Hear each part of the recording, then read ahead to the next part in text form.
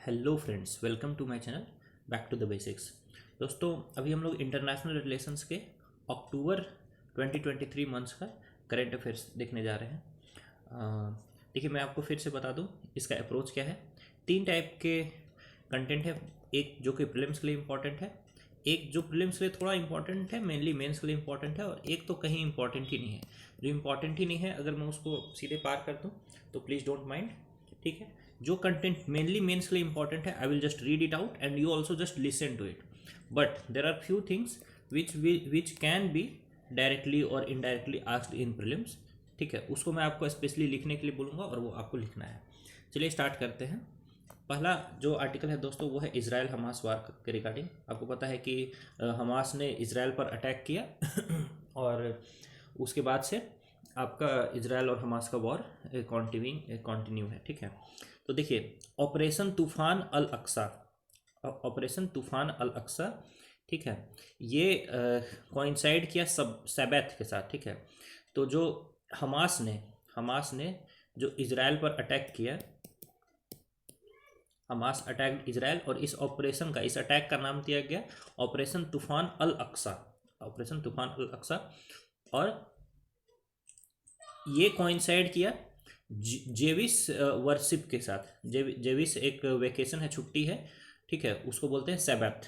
तो आपको लिख लेना है सैबथ क्या है। Sabbath is a Jewish day of worship and rest, ठीक है। तो यानी ये जेविस लोग, इजरायली लोग अपना आराम कर रहे थे, फेस्टिवल सेलिब्रेट कर रहे थे, और उसी दिन हमास ने ये ऑपरेशन तूफान अल अक्सा कर दिया, ठीक है। क्या किया, 5000 रॉकेट्स फायर कर दिए विद इन 20 मिनट्स। तो विद इन 20 मिनट्स जब 5000 रॉकेट्स फायर कर दिए, तो ईरान का एक आयरन डोम डिफेंस सिस्टम है। Please write it down. ये आयरन डोम क्या है, तो iron dome is a defence system of Iran, जो कि क्या करता है, मिसाइल को रास्ते में इंटरसेप्ट करता है और फिर उसको डिस्ट्रॉय करता है।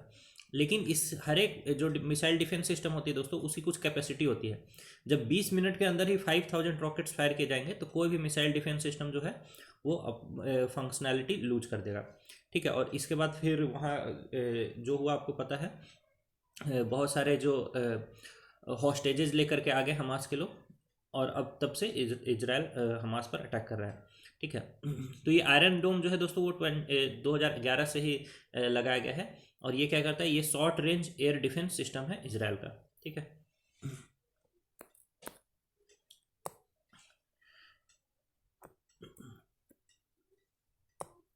रिटर्न में इजराइल ने जो ऑपरेशन स्टार्ट किया है, उसका नाम है operation iron swords. You have to write it down, ठीक है। ऑपरेशन आयरन स्वॉर्ड्स है, it is an operation of Israel against Hamas, ठीक है। अब देखिए, इजराइल में जो इंडियन सिटीजन्स फंसे हुए थे, उनको बाहर निकालने, इवैक्यूएट करने के लिए जो इंडिया ने जो ऑपरेशन चलाया, उसका नाम है ऑपरेशन अजय। तो आपको 3 ऑपरेशन यहाँ पर लिख लेना है। ऑपरेशन तूफान अल अक्सा, जिसको कि हमास ने लॉन्च किया अगेंस्ट इजराइल। फिर ऑपरेशन आयरन स्वॉर्ड्स, जिसको कि इजराइल ने लॉन्च किया against Hamas. And then operation Ajay, जिसको कि इंडिया ने लॉन्च किया to evacuate the Indian citizens from the Israel, ठीक है। अब देखिए हमास क्या है, इसको देख लीजिए। हमास जो है दोस्तों, वो है, इसको 1987 में फाउंड किया गया था आफ्टर फर्स्ट इंटिफाडा।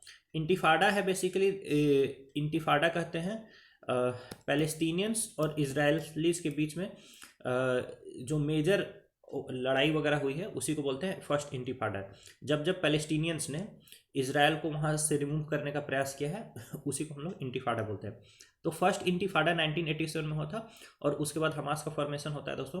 और ये जो है आपका डी फैक्टो अथॉरिटी है गाजा में, ठीक है। आपको पता है कि इस टाइप का इजराइल का मैप है, ठीक है, बहुत छोटा सा है। यहाँ पर जो रीजन है दोस्तों, ये वाला रीजन, इसको बोलते हैं गाजा स्ट्रिप। ये इधर तक आता है, ठीक है, इस तरह से ये गाजा स्ट्रिप है। और इधर है आपका वेस्ट बैंक, ये है वेस्ट बैंक, ठीक है। तो वेस्ट बैंक में जो अभी रूलिंग है, वो है पीएलओ की, पीएलओ की है, पैलेस्टीनियन लिबरेशन ऑर्गेनाइजेशन की। बट पीएलओ के जगह पर रूल करता है यहाँ पर पीए, पैलेस्टीनियन अथॉरिटी। तो आप ध्यान रखिएगा कि जो वेस्ट बैंक है, वहाँ पर रूल किसका है, पीए का, पैलेस्टीनियन अथॉरिटी का। और जो आपका गाजा स्ट्रिप है, ठीक है, वहाँ पर रूलिंग है हमास की। हमास दोस्तों इजराइल को रिकॉग्नाइज नहीं करता है, ठीक है। हमास इजराइल को रिकॉग्नाइज नहीं करता है। फिर देखिए, यूएस ने, यूरोपियन यूनियन ने और इसराइल ने हमास को टेररिस्ट ऑर्गेनाइजेशन की तरह डिक्लेयर किया हुआ है। So all this you have to know. ठीक है, अब आइए देख लेते हैं फलस्तीन में और कौन कौन से जो प्लेयर्स हैं। तो सबसे पहले है फतह। ठीक है, फतह को दोस्तों कुवैत में फॉर्म किया गया था इन 1950 एंड, ठीक है, आफ्टर 1948 इजराइल अरब वॉर। देखिए 1948 में ही इजराइल बना था। ठीक है, सबसे पहले इजराइल था ओटोमन एम्पायर का part. Israel was a part of Ottoman empire. In 1917 Britain declared Israel for Jewish population. ठीक है, under Balfour declaration, under Balfour declaration. तो बाल्फूर डिक्लेरेशन के तहत ब्रिटेन ने ये प्रॉमिस किया कि ये इजराइल जो है उसको जेविश लोगों के लिए एक कंट्री बनाया जाएगा यहाँ पर। ठीक है, और ये कंट्री बनती है 1948 में। कंट्री बनते के साथ इजराइल का बाकी जो अरब कंट्रीज हैं उनके साथ लड़ाई होती है। ठीक है, तो उसी में सबसे पहला जो ऑर्गेनाइजेशन बनता है वो है फतह, जिसको कि कुवैत में बनाया जाता है। फिर बनता है दोस्तों पैलेस्टाइन लिबरेशन ऑर्गेनाइजेशन। इसको बनाया जाता है इन 1964। ठीक है, in Egypt with sole aim of liberating Palestine with the help of armed struggle. ठीक है, आर्म्ड स्ट्रगल के थ्रू पैलेस्टाइन को लिबरेट करना, यही इसका एम रहता है दोस्तों। ठीक है, PLO was officially recognised by the Arab League and the UNGA as sole legitimate representative of Palestinian people. यानी पैलेस्टीनियन जो लोग हैं उनका सोल रिप्रेजेंटेशन कौन करेगा? पीएलओ ही करेगा। ठीक है, और ये एक इजिप्ट के एक नेता थे यासिर अराफात, वो इसमें उनका इसमें की रोल था। एनीवेज, तो ये सभी आप देख लीजिए। अभी दोस्तों आपको जानना है पैलेस्टीनियन अथॉरिटी के बारे में। इसको फाउंड किया गया था 1994 में बाय द ओस्लो अकॉर्ड्स। ये सब कुछ ज़्यादा जानना नहीं है आपको। ठीक है, Oslo accords between PLO and government of Israel since 1993 aimed at ending decades of conflict. ठीक है, तो ओस्लो अकॉर्ड क्या है? ओस्लो अकॉर्ड है बिटवीन इजराइल एंड पीएलओ यानी पैलेस्टीनियन लिबरेशन अथॉरिटी के बीच में अकॉर्ड किया गया है। ठीक है, इसका फोकस क्या है कि पीस ले आना है, शांति बहाल करनी है इजराइल में। ठीक है, शांति बहाल कैसे होगी? तो 2 स्टेट सॉल्यूशन के थ्रू, 2 स्टेट सॉल्यूशन के थ्रू। तो 2 स्टेट सॉल्यूशन यानी कि एक इजराइल और एक पैलेस्टाइन, दोनों को रिकॉग्निशन मिलेगा। ठीक है, अभी देखिए वेस्ट बैंक जो है उसको कंट्रोल करता है पैलेस्टीनियन अथॉरिटी। ठीक है, और इसके जो नेता हैं, जो लीडर हैं, वो है, उनका नाम है महमूद अब्बास। ठीक है, महमूद अब्बास।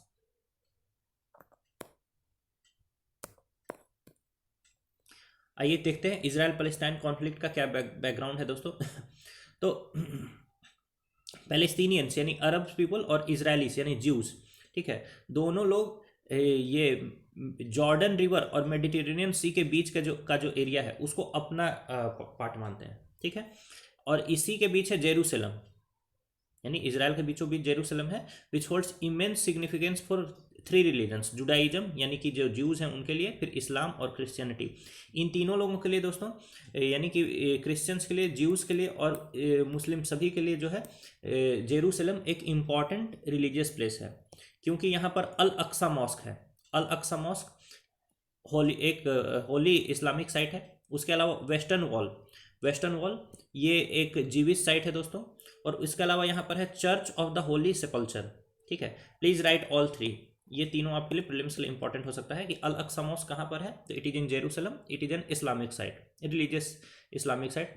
फिर वेस्टर्न वॉल क्या है, ये जेविश साइट है, it is also in Jerusalem. फिर चर्च ऑफ द होली सेपल्चर, ठीक है, तो it is A Christian site. ठीक है, और बहुत ही इंपॉर्टेंट सिग्निफिकेंस है इन सभी का, रिलीजियस सिग्निफिकेंस।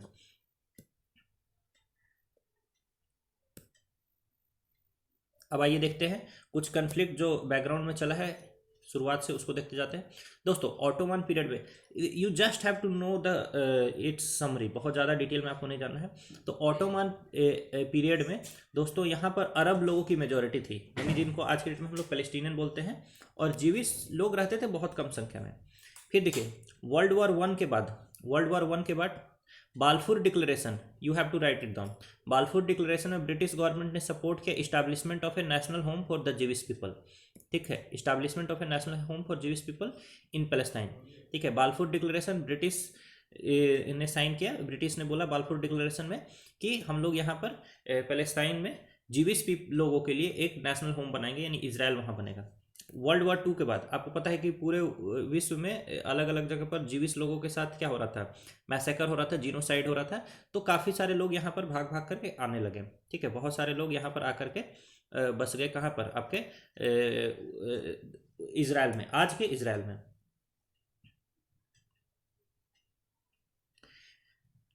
फिर देखिए, जैसे ही ब्रिटिश का मैंडेट खत्म हुआ पैलेस्टाइन के ऊपर, ब्रिटिश मैंडेट जैसे पैलेस्टाइन के ऊपर खत्म हुआ, इजराइल ने इंडिपेंडेंस डिक्लेयर कर दिया इन 1948, और तुरंत ही फिर आपका शुरू हो गया इजराइल अरब वॉर, फर्स्ट इजराइल अरब वॉर वैसे शुरू हो जाता है, ठीक है। फिर अब देख लीजिए इसे क्या क्या कॉन्सिक्वेंसेस हैं। यूएन ने बोला है कि भाई यहाँ पर 2 स्टेट सॉल्यूशन होगा, लेकिन अभी तक उसको इम्प्लीमेंट नहीं किया गया है, ठीक है। अब देखिए क्या क्या इम्पैक्ट हो सकता है दोस्तों of the current war, just listen to it. तो इम्पैक्ट ये हो सकता है दोस्तों कि जो पैलेस्टीनियन कॉज है, पैलेस्टीनियन कॉज है यानी कि पैलेस्टाइन का जो कॉज है कि भाई 2 स्टेट सॉल्यूशन होना चाहिए, एक पैलेस्टाइन और एक इजराइल। तो पैलेस्टाइनियन कॉज अब धीरे धीरे ख़त्म होते जा रहा है, क्योंकि आपको पता है कि जो गाजा स्ट्रिप है वहाँ से लगभग पैलेस्टीनियंस को क्या कर दिया गया है, डिस्प्लेस कर दिया गया है। और ये इजिप्ट के बॉर्डर पर एक जगह है जिसका नाम है रफ़ाह के पास तक वो लोग पहुँच गए हैं, ठीक है। और इजराइल इज़ थ्रेटनिंग कि रफ़ाह पर भी हम लोग अटैक करेंगे, तो फिर पैलेस्टीनियंस बचेंगे ही नहीं, ठीक है। कोई पैलेस्टीनियन बचेगा नहीं। ऑलरेडी जो है लगभग 25 to 30,000 पैलेस्टीनियंस आर डेड, ठीक है, आर डेड ऑलरेडी, ठीक है। और बाकी या तो माइग्रेट कर जाएंगे इधर उधर, तो फिर पैलेस्टीनियन कॉज जो है आपका ख़त्म हो जाएगा। फिर देखिए, अब देखिए अब्राहम अकॉर्ड साइन किया गया था, आपको मैंने लास्ट मंथ के वीडियो में बताया है। अब्राहम अकॉर्ड साइन किया गया है किस बीच में, यूएस के बीच में, यूएई के बीच में और इजराइल के बीच में। क्यों? क्योंकि यूएई एक अरब कंट्री है और ये इजराइल को रिकॉग्नाइज नहीं करता है, इजराइल के साथ पीस नहीं चाहता है और इजराइल के साथ ट्रेड वगैरह नहीं चाहता है। तो ये पहले का गोल है, ठीक है। तो इसी चीज़ को रिवर्स करने के लिए कि इजराइल को रिकॉग्नाइज करेंगे, इजराइल के साथ ट्रेड करेंगे, इजराइल के साथ फ्रेंडली एटमॉस्फेयर में हम लोग रहेंगे, ठीक है। इसी के लिए ये अब्राहम अकॉर्ड साइन किया गया, ठीक है। और इसमें और भी कंट्रीज ने ज्वाइन किया है ये अब्राहम अकॉर्ड में, यूएस, यूएई, इजराइल के अलावा फिर मोरक्को वगैरह भी इसमें साइन किए हैं, ठीक है। लेकिन ये अब्राहम अकॉर्ड सक्सेस नहीं कर सकता है जब तक पैलेस्टीनियन इशू को रिजॉल्व नहीं किया जाए, ठीक है। और क्या क्या इसके इम्पैक्ट हो सकते हैं दोस्तों, तो peace negotiation, the current conflict में अनइंटेंशनली स्ट्रेंथन हमास। जब इतने सारे पैलेस्टीनियंस डिस्प्लेस होंगे तो क्या होगा, हमास को के लिए हायरिंग करना आसान हो जाएगा कि भाई आप आकर के हमारे लिए बंदूक उठाओ और लड़ाई करो इजराइल के खिलाफ एंड ऑल दैट, ठीक है।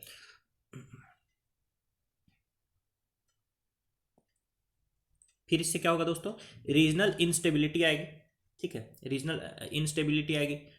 फिर इकोनॉमिक इससे प्रॉब्लम हो रहा है, ठीक है, क्योंकि जो ग्लोबल कमोडिटीज मार्केट है उसमें ऑयल का प्राइसेस बढ़ेगा, the price of oil will increase, ठीक है।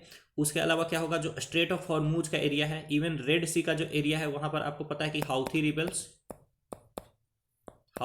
Are attacking ships.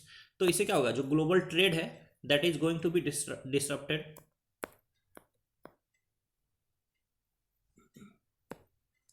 इससे फूड सप्लाई पर प्रभाव पड़ेगा, क्योंकि आपको पता है ग्लोबली इजराइल एक बहुत बड़ा पोटास सप्लायर है और potash is important for fertilisers, ठीक है। तो global food supply will also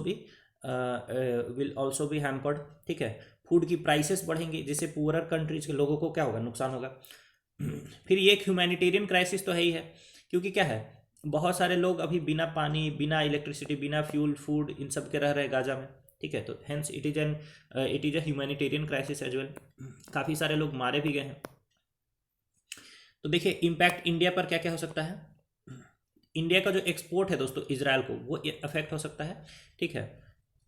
कौन कौन से सेक्टर्स इंपैक्ट होंगे, जैसे पेट्रोकेमिकल्स, ऑयल मार्केटिंग, फिर paints, packaging, textiles and chemicals. फिर देखिए जियो स्ट्रैटेजिक प्रॉब्लम्स है। जो स्ट्रैटेजिक प्रॉब्लम्स क्या है कि जो रिलेशन नॉर्मलाइज हो रहा था इजराइल का अरब कंट्रीज के साथ, इंडिया का अच्छा रिलेशन है with Arab countries and with Israel, but Israel और अरब कंट्रीज का रिलेशन अच्छा नहीं है, ठीक है। अब ये अच्छा हो रहा था कहीं ना कहीं, रिलेशंस वेयर गेटिंग नॉर्मलाइज, लेकिन वो डिसरप्ट हो गया। फिर दोस्तों कनेक्टिविटी एफर्ट्स है। G20 में, G20 समिट में इंडिया, अरबियन कंट्रीज, ठीक है, और यूरोपियन कंट्रीज ने साइन किया आईमेक। आईमेक यानी India middle east Europe economic corridor, India middle east Europe economic corridor, ठीक है। इस टाइप के कनेक्टिविटी एफर्ट्स जो हैं अब उस पर क्या हो, वो हैम्पर करेंगे, ठीक है, उसको नुकसान होगा। देखिए इंडिया का क्या स्टैंड है ऑन इजराइल पैलेस्टाइन इशू। तो इजराइल पैलेस्टाइन इशू में इंडिया का दो स्टैंड है, बस मैं आपको इतना बताता हूँ। इंडिया टू स्टेट सॉल्यूशन को सपोर्ट करता है, India supports two state solution, यानी कि एक इजराइल और साथ के साथ एक पैलेस्टाइन, इसको इंडिया सपोर्ट करता है। पहले इंडिया जो है इजराइल के साथ रिलेशन जो है वो इस बेसिस पर डिपेंड करेगा कि इजराइल और पैलेस्टाइन का आपस में कैसा चल रहा है, ठीक है। इसको बोला जाता है हाइफेनेटेड पॉलिसी।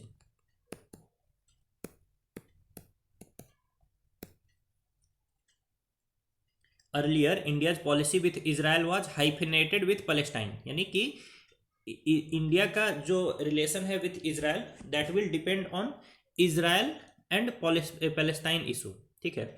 लेकिन अब क्या कर दिया है इंडिया ने अपने पॉलिसी को टुवर्ड्स इजराइल क्या कर दिया है, डी हाइफेनेट कर दिया गया है, डी हाइफेनेट कर दिया, यानी कि इंडिया है ये अलग से इजराइल से डील करेगा और अलग से पैलेस्टाइन से डील करेगा।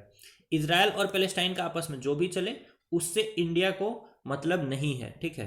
तो India is following a D हाइफेनेशन policy allowing for independent relationship with both Israel and Palestine. पहले क्या था, ये जो पॉलिसी थी हमारी वो लिंक्ड थी, ठीक है, कि इजराइल और पैलेस्टाइन में बहुत अच्छा नहीं चल रहा और इंडिया पैलेस्टाइन को सपोर्ट करता है तो इंडिया के रिलेशन इजराइल से भी अच्छे नहीं होंगे, ठीक है। बट दोस्तों ये प्रैक्टिकल नहीं है आज की दुनिया में, ठीक है, इसीलिए इंडिया ने इस रिलेशन को क्या कर दिया है, डी हाइफेनेट कर लिया। तो यू हैव टू राइट कि डी हाइफेनेशन पॉलिसी जो है किससे रिलेटेड है, it is India's new foreign policy with Israel and Palestine.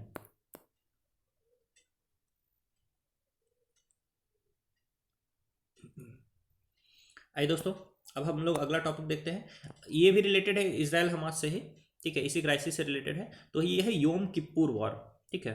तो योम किप्पुर वॉर से पहले हम लोग देखते हैं कि योम किप्पुर वॉर का क्या क्या बैकग्राउंड है।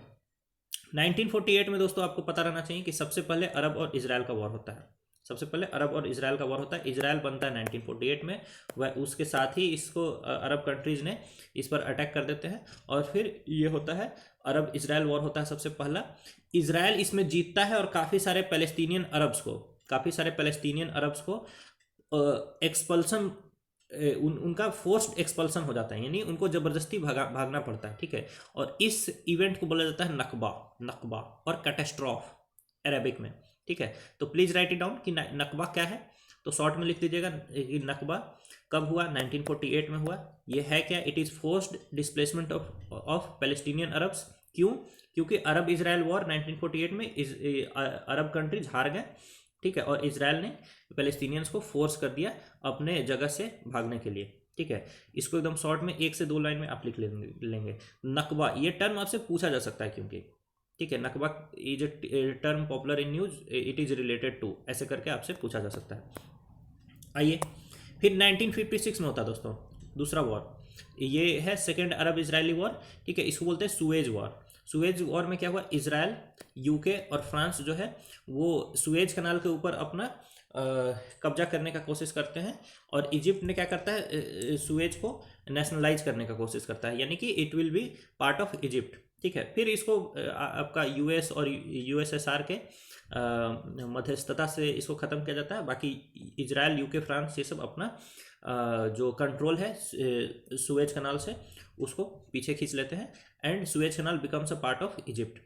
फिर देखिए थर्ड वॉर होता है इनके बीच में, अरब इजराइल वॉर, इसको बोलते हैं 6 डे वॉर 1967 में, ठीक है।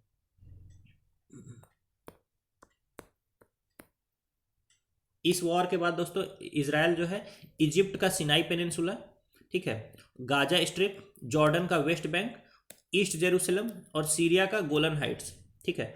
आपको लिख लीजिए सिनाई पेनिनसुला किस कंट्री का है, इजिप्ट का है, ठीक है। फिर वेस्ट बैंक जॉर्डन का वेस्ट बैंक, सीरिया का गोलन हाइट्स, इन सभी पर इजराइल का कब्जा हो जाता है, यानी खूब इसका एक्सपेंशन हो जाता है इजराइल का in the six day war, इसको आप लिख लीजिए। और इससे मिडिल ईस्ट मैप भी जो है वो पूरी तरीके से रीसेप हो जाता है, ठीक है।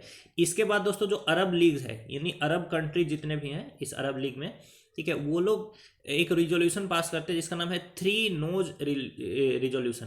Please write it down, three noes resolution passed by Arab League countries after 6 day war 1967, after 6 day war 1967। और थ्री नोज क्या क्या है? नो पीस विथ इजराइल, यानी इजराइल के साथ कोई शांति नहीं होगी, ठीक है, हम लोग उसको कुछ ना कुछ नुकसान देने का प्रयास करते रहेंगे। फिर no recognition of Israel, Israel को एज ए कंट्री हम लोग रिकॉग्नाइज नहीं करेंगे। फिर no negotiations with Israel, Israel के साथ कोई बातचीत भी नहीं होगी, ठीक है। तो ये तीन, इसको बोला जाता है three noes resolution of Arab League passed after third Arab Israel war, also known as 6 day war. Please write it down, ये थ्री नोज रिजोल्यूशन क्या है। फिर आता है दोस्तों योम किप्पुर वॉर, जिसको कि हम लोग फोर्थ अरब इजराइल वॉर कहते हैं, ठीक है। ये इजिप्ट और सीरिया ने लीड किया, ठीक है। एक सरप्राइज्ड और कोऑर्डिनेटेड अटैक था इजराइल के ऊपर, ठीक है। ये भी जीविश हॉलीडे पर ही किया गया था दोस्तों, ठीक है, ये सबात के ही दिन किया गया था। जैसे अभी हमास ने अटैक किया है ना सबात के दिन, उसी दिन सबात के दिन ही 1973 में ये हुआ था योम किप्पुर वॉर। तो you have to just write down कि योम किप्पुर वॉर क्या था। इजिप्ट और सीरिया ने इनिशिएट किया था अगेंस्ट इजराइल इन 1973, बस इतना लिख लीजिए, आपका काम हो गया, ठीक है। तो बाकी पर्पस क्या था वॉर का? तो पर्पस ये था, आप देख रहे हैं ना कि इजिप्ट का जो सिनाई पेनिनसुला है उसको कैप्चर कर लिया है इजराइल ने, ठीक है। फिर सीरिया का गोलन हाइट्स कैप्चर कर लिया, तो अपने ज़मीन को वापस लेने का ही प्रयास था ये, ठीक है, अपने ज़मीन को वापस लेने का प्रयास था ये। इसमें यूएस ने इजराइल को सपोर्ट किया था और सोवियत यूनियन ने इजिप्ट और सीरिया को सपोर्ट किया था दोस्तों, ठीक है। बाद में इसमें जो है यूनाइटेड नेशंस वगैरह के इन्वॉल्वमेंट से सीज फायर कराया गया था, ठीक है।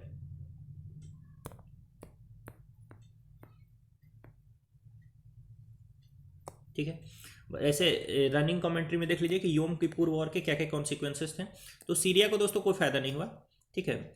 इजिप्ट जो है दोस्तों वो यूएस की तरफ शिफ्ट हो गया, वो देखा कि अब यूएस की तरफ रहने से फायदा है, ठीक है। सिनाई पेनिनसुला भी इजिप्ट को वापस दे दिया गया था, ठीक है। इजराइल का इमेज दोस्तों इसमें एक तरीके से नुकसान हुआ था इजराइल के इमेज को, क्योंकि जैसे इजिप्ट यूएस की तरफ शिफ्ट किया तो फिर इजराइल को मतलब सीज फायर एग्रीमेंट वगैरह साइन करनी पड़ी। इवन कुछ ज़मीन वगैरह जो इजराइल ने हथियार रखे थे इजिप्ट की, वो भी उसको वापस करना पड़ा। तो इस तरीके से इजराइल के इमेज को एक्सीडेंट लगा, ठीक है। फिर जो अरब कंट्रीज थी दोस्तों, चूँकि यूएस इजराइल को सपोर्ट कर रहा था, तो अरब कंट्रीज ने यूएस को कुछ टाइम के लिए ऑयल सप्लाई करना बंद कर दिया था, जिसके कारण ऑयल प्राइसेस बहुत बढ़ गए थे, ठीक है।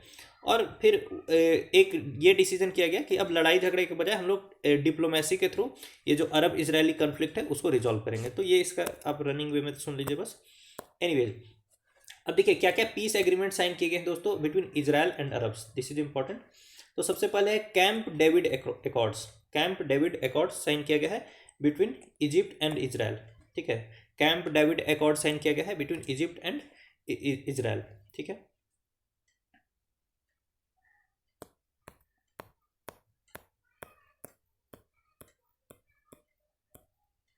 ठीक है, कैंप डेविड एकॉर्ड साइन करने वाले जो इजिप्शियन प्रेसिडेंट थे उनका नाम था अनवर सदात, और इजरायली प्रेसिडेंट प्राइम मिनिस्टर थे दोस्तों मिनाकेम बेगिन। और इन दोनों को इस एग्रीमेंट साइन करने के कारण ही मिडिल ईस्ट में जो ये लोग शांति बहाल किए, इसी कारण से इनको दिया गया था नोबेल पीस प्राइज 1978 में, ठीक है। तो रिमेंबर कि कैंप डेविड एग्रीमेंट साइन किया गया है बिटवीन इजिप्ट एंड इसराइल।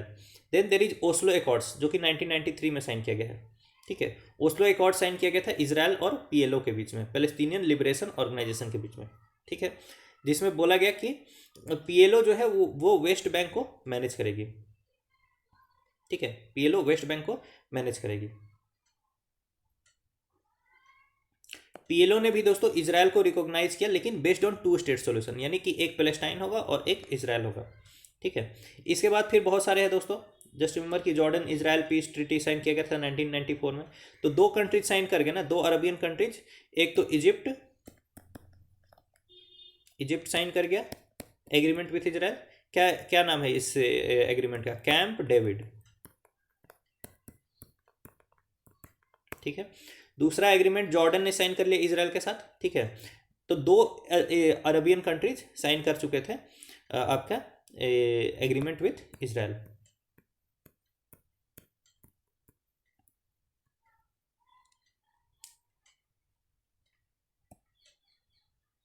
फिर आता है आपका अब्राहम अकॉर्ड्स। तो इजिप्ट और जॉर्डन ऑलरेडी जा चुके हैं, ठीक है। बचा कौन? यूएई। यूएई और इजराइल और यूएस के बीच में ये साइन किया गया। बाद में इसमें बहराइन ने भी इसमें ज्वाइन करने का बोला, मोरक्को ने भी और सूडान ने भी बोला ज्वाइन करने का, ठीक है। तो याद रखिए अब्राहम अकॉर्ड किसको किसको टच करता है? इजराइल को टच करता है, यूएई को टच करता है और यूएस को टच करता है। ये 3 कंट्रीज को टच करता है। प्लस अब्राहम अकॉर्ड में और कौन कौन से कंट्रीज ऐड होना चाह रहे थे? बहराइन, ठीक है, मोरक्को और सूडान, ठीक है। तो Israel, UAE, US plus Bahrain, Morocco, Sudan, तो ये पार्ट हो गया आपके अब्राहम अकॉर्ड का। प्लस इजिप्ट और जॉर्डन, ठीक है। और अभी हाल फिलहाल यूएस ने सऊदी अरेबिया को भी बोल रखा था कि आप जो है इजराइल के साथ एक पीस डील साइन करो, और उस पर लगभग बात बन ही रही थी, ठीक है। तब तक ये आपका हमास और इजराइल का कॉन्फ्लिक्ट शुरू हो गया, ठीक है। यानी मिडिल ईस्ट में पीस बहाल होने ही वाला था, लेकिन पीस बहाल हो नहीं पाया। मीन्स कि जो कॉज है, जब तक आप पैलेस्टीनियन कॉज को नहीं सुलझा लेते हो तब तक हमेशा के लिए शांति आप एक्सपेक्ट नहीं कर सकते हो, ठीक है। तो प्लीज़ आपको बस ये अब्राहम अकॉर्ड्स किसके किसके बीच में है, मतलब किन किन कंट्रीज को टच करता है, that you have to write, ठीक है।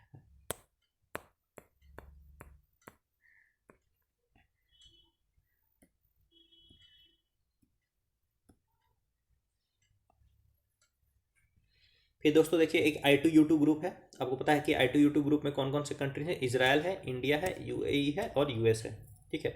Just right it down. वैसे I2U2 अलग जगह में आप कवर भी कर लेंगे, ठीक है। तो दोस्तों ये था आपका इजराइल और हमास का कॉन्फ्लिक्ट के कारण जो जो चीज़ें इंपॉर्टेंट थी प्रीलिम्स पॉइंट ऑफ व्यू से, वो मैंने आपको लिखवा ही दिया है, ठीक है। बाकी आप न्यूज़ में पढ़ते रहिए। अब आते हैं दोस्तों इंडिया कनाडा रिलेशंस के ऊपर, ठीक है। इंडिया कनाडा के रिलेशन में कुछ अभी दरार चल रही थी। दरार इसलिए चल रही थी क्योंकि एक हरदीप सिंह निज्जर हैं। हरदीप सिंह निज्जर हैं नहीं, अब तो थे हो गए ये। हरदीप सिंह निज्जर जो कि सिख सेपरेटिस्ट लीडर थे, कनाडा में रहते थे। इनको इनकी किसी ने हत्या कर दी और Canadian prime minister Justin Trudeau, Canadian prime minister Justin Trudeau ने ये आरोप लगाया इंडिया के ऊपर कि जो हरदीप सिंह निज्जर हैं उसको इंडिया ने मरवाया है, ठीक है। उनको इंडिया ने मरवाया है, ठीक है। तो इस आधार पर थोड़ी रिलेशनशिप हमारी अच्छी नहीं चल रही थी, ठीक है। और ये आरोप लगाने के पीछे जस्टिन थ्रूडो का ये था कि 5 आइज जो ग्रुप है उनसे इनको इंटेलिजेंस मिली है कि जो हरदीप सिंह निज्जर है उसको इंडिया ने मरवाया है। तो 5 आइज एक इंटेलिजेंस अलायंस है दोस्तों, please write it down. 5 eyes क्या है? एक इंटेलिजेंस अलायंस है। ये अब आपके लिए प्रीलिम्स के लिए इंपॉर्टेंट है। और इसमें कौन कौन से कंट्रीज हैं? यूएस है, यूके है, there is Australia, there is Canada and there is New Zealand, ठीक है। बस बाकी आपको और कुछ लिखने की जरूरत नहीं है।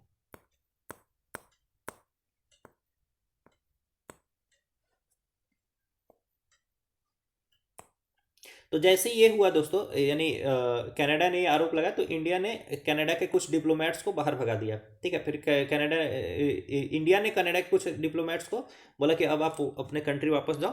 फिर उसी तरीके से कनाडा ने भी इंडिया के कुछ डिप्लोमेट्स को बाहर कर दिया, ठीक है। तो इस तरह से रिलेशन थोड़ा हमारा सही नहीं चल रहा था। अब ये समझ लीजिए कि जो डिप्लोमेट्स का के साथ कैसे ट्रीटमेंट करना है, यानी कि इंडिया में अगर फॉरेन कंट्री के डिप्लोमेट्स रह रहे हैं या फॉरेन कंट्री में इंडिया के डिप्लोमेट्स रह रहे हैं तो उनके साथ किस तरह का बिहेवियर होगा। It is based on Vienna convention on diplomatic relations, please write it down. Vienna convention on diplomatic relations signed in 1961, ठीक है।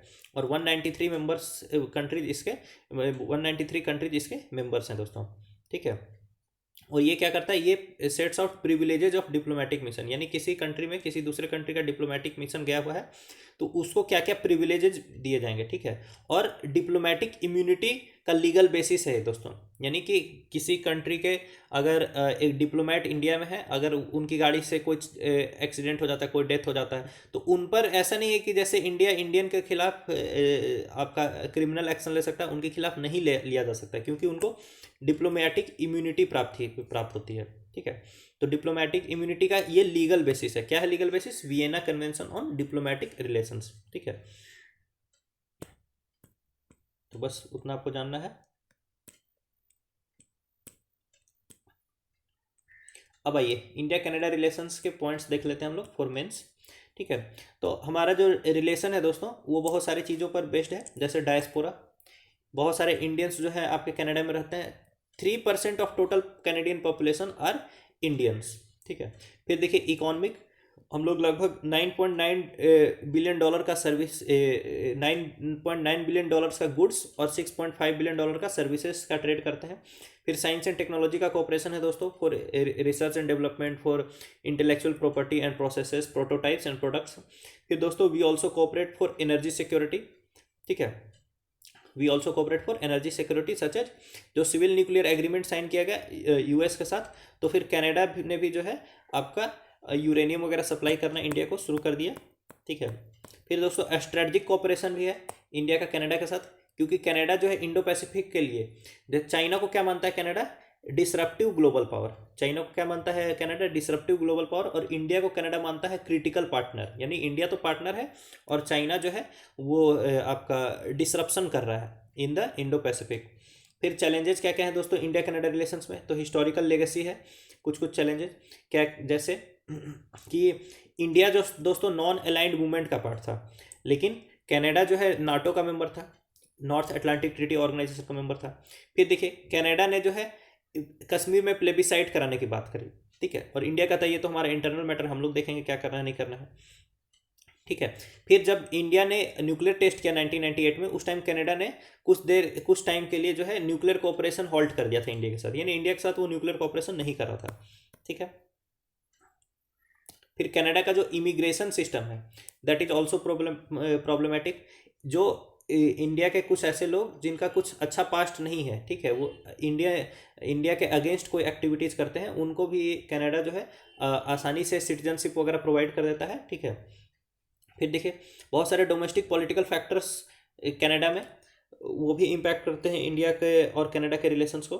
ठीक है, इकोनॉमिक कोऑपरेशन भी उतना ज़्यादा नहीं है दोस्तों। आपको पता है कि इंडिया इतनी बड़ी कंट्री है और कनाडा भी इतनी बड़ी कंट्री है, और मात्र कुल मिलाकर के हम लोग $15 बिलियन का ट्रेड कर रहे हैं, तो दिस इज नॉट ऑप्टिमल।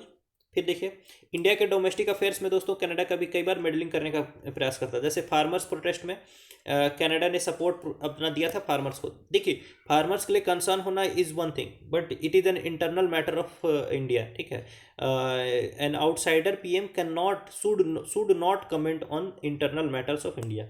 ठीक है, अभी जो क्राइसिस चल रहा है दोस्तों उससे क्या क्या इम्पैक्ट हो सकते हैं, तो स्ट्रेटजिक लॉस हो सकता है। ठीक है, स्ट्रेटजिक लॉस हो सकता है, लेकिन फिलहाल जो है जितने भी यूरोपियन और यूएस वगैरह हैं कंट्रीज हैं, उन लोगों ने काफ़ी रिस्ट्रेन मेंटेन करके रखा। ये नहीं कि एकदम डायरेक्टली कनाडा के सपोर्ट में आ गए, क्योंकि अभी उनको पता है कि इंडिया जो है वो एक की प्लेयर है अगर उनको चाइना को काउंटर बैलेंस करना है तो। ठीक है, फिर इकोनॉमिक इसका इम्पैक्ट ये हो सकता है कि जो बायलैटरल ट्रेड है विथ कनाडा वो डिस्टर्ब हो सकता है, इन्वेस्टमेंट का फ्लो होता है जो कनाडा से इंडिया में वो स्टॉप हो सकता है। ठीक है, फिर जो फ्री ट्रेड एग्रीमेंट हम लोग साइन करने के लिए जो नेगोशिएशन चल रहा है विथ कनाडा, ठीक है, उसमें भी डिले हो सकता है दोस्तों। फिर देखिए दोस्तों जो डायस्पोरा कनेक्शन है इंडिया कनाडा का, that can also be impacted. What should be the way ahead should be we should focus on promoting diplomacy. ये सारे मैटर्स को डिप्लोमेटिकली अप्रोच करना चाहिए। ये नहीं कि जो कनाडा के प्राइम मिनिस्टर हैं वो प्रेस को, मीडिया को जाकर बोल रहे हैं कि भाई इंडिया ने ऐसा किया वैसा किया। ठीक है, ये सब सारी चीज़ें डिप्लोमेटिकली हैंडल हो सकती हैं। ठीक है, फिर मैनेजिंग डायस्पोरा रिलेशंस। ठीक है, फिर रिस्पॉन्सिबल फ्रीडम ऑफ एक्सप्रेशन। अब यहाँ वहाँ पर जैसे कोई एंटी इंडिया एक्टिविटी कर रहा है, एंटी इंडिया एक्टिविटी करा, तो कनाडा के जो एडमिनिस्ट्रेशन है वो बोलता है ये तो इनका फ्रीडम ऑफ एक्सप्रेशन है, but freedom of expression should also be responsible. ठीक है, फिर कोऑपरेशन ऑन काउंटर टेररिज्म। दोनों कंट्री जो है काउंटर टेररिज्म के क्षेत्र में एक दूसरे से कोऑपरेट कर सकते हैं। आइए दोस्तों इंडिया साउथ कोरिया रिलेशंस के ऊपर में बात करते हैं। ठीक है, तो देखिए एक प्रिंसेस है, प्रिंसेस सूरी रत्ना, प्लीज़ आप लोग इनको लिख लीजिएगा। प्रिंसेस सूरी रत्ना कहाँ से थी, अयोध्या से थी। ठीक है, और 48 एडी में, 48 एडी की बात हो रही है। ठीक है, ये राम के जमाने में मत चले जाइएगा, लेकिन प्रिंसेस सूरी रत्ना थी अयोध्या के क्षेत्र से। ठीक है, जिन्होंने किंग किम सूरो ऑफ कोरिया को साइन के साथ मैरिज किया था दोस्तों। तो आपको बस इतना लिखना है। ठीक है, ये एक तरीके से हिस्टोरिकल बेसिस बनाता है इंडिया और कोरिया के रिलेशंस का। Princess Suri Ratna of Ayodhya married king Kim Suro, ठीक है, इन 48 एडी इन कोरिया, ठीक है। प्लीज राइट इट डाउन कि प्रिंसेस सूरी रत्ना कहाँ से थी, अयोध्या से थी। ऐसा कुछ भी अगर आता है तो आपको पता चल जाना चाहिए कि princess Suri Ratna is from India, ठीक है। इसके बाद दोस्तों एक बुद्धिस्ट मॉन्क थे जो जिनका नाम था हाइको, वो कोरिया के थे जो कि इंडिया विजिट किए थे। Please write it down, haiku Buddhist monk कहाँ से थे, कोरिया से थे, एंड ही विजिटेड इंडिया, ठीक है। फिर देखिए रविंद्रनाथ टैगोर ने एक पोयम लिखी है जिसका नाम है लैम्प ऑफ द ईस्ट, इसको भी आप लिख लीजिए, Rabindranath Tagore wrote poem lamp of the east, ठीक है, जो कि कोरिया की हिस्ट्री को सेलिब्रेट करता है, जो कि कोरिया की हिस्ट्री को सेलिब्रेट करता है। आइए देखते हैं कोरिया कहाँ पर है।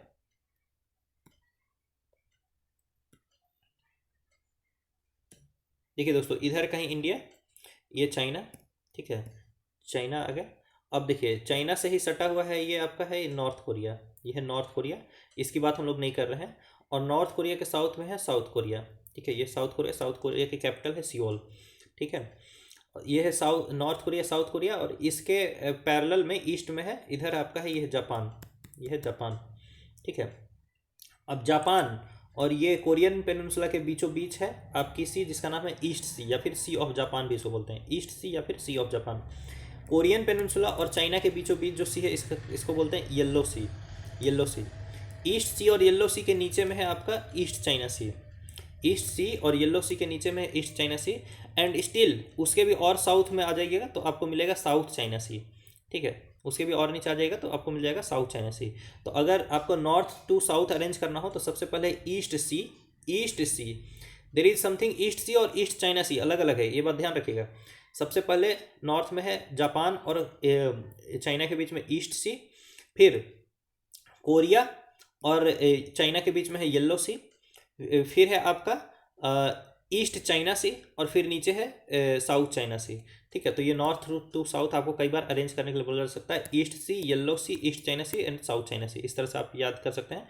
और इसके भी फर्दर ऊपर है तो दोस्तों ओखोट्स्क सी, OKHOTSK, ओखोट्स्क सी, प्लीज इसको मैप करिएगा, ठीक है। तो चलिए दोस्तों ये तो हो गया आपका।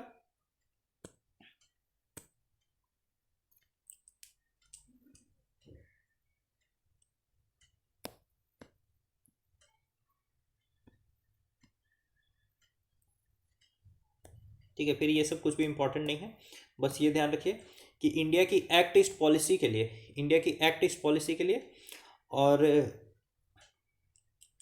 साउथ कोरिया की न्यू साउदर्न पॉलिसी के लिए, देखिए इंडिया के ईस्ट में ये सब पड़ता है ना, ठीक है, और साउथ कोरिया इधर है कहीं, इधर है, तो साउथ कोरिया के साउथ में पड़ता है ये सब, ये इंडिया जो है साउथ कोरिया के साउथ में पड़ता है। तो साउथ कोरिया के न्यू साउदर्न पॉलिसीज और इंडिया के ईस्ट ईस्ट पॉलिसी के लिए दोनों कंट्रीज एक दूसरे के लिए इंपॉर्टेंट है, ठीक है, बस आप ये ध्यान रखिए। अब आइए देखिए इकोनॉमिक और ट्रेड रिलेशंस। अब ध्यान रखिए कि इंडिया और साउथ कोरिया के बीच में free trade agreement already sign की हुई है, जिसका नाम है कॉम्प्रिहेंसिव इकोनॉमिक पार्टनरशिप एग्रीमेंट, जिसको 2009 में ही साइन कर दिया गया था, ठीक है। और अभी लगभग हमारे बीच में ट्रेड होता है $27 बिलियन का, ठीक है। फिर देखिए जो कोरिया प्लस इनिशिएटिव है ये प्रमोट करती है कोरियन इन्वेस्टमेंट्स इन इंडिया, ठीक है, Korea plus initiative promotes investment in Korean investment in India, ठीक है। बाकी ये सब चीज़ें इतनी इंपॉर्टेंट नहीं है।